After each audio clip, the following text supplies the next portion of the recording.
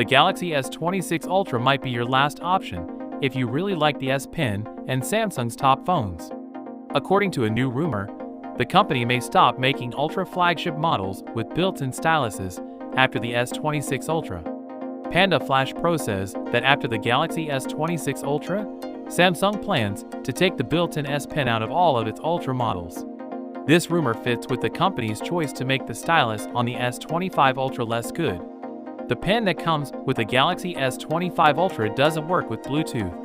With this move, cool features like air actions, motion controls, and remote controls came to an end.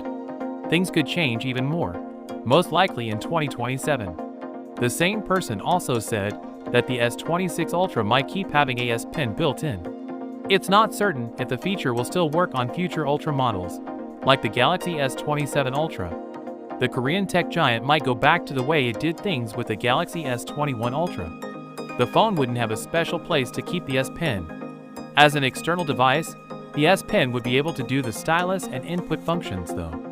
Annika Bazin, who works for Samsung in the UK as VP of Product and Marketing for Mobile Experiences, talked to Tech Radar last month about the S Pen.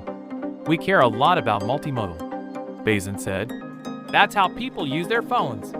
People do use their S Pens to take notes in meetings, whether they're talking, writing, or just sitting there.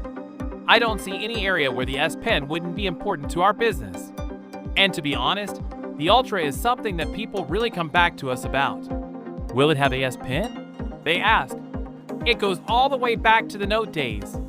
At this point, we think the S Pen is an important part of the Ultra experience." So with that been said, let me know your thoughts in the comment below.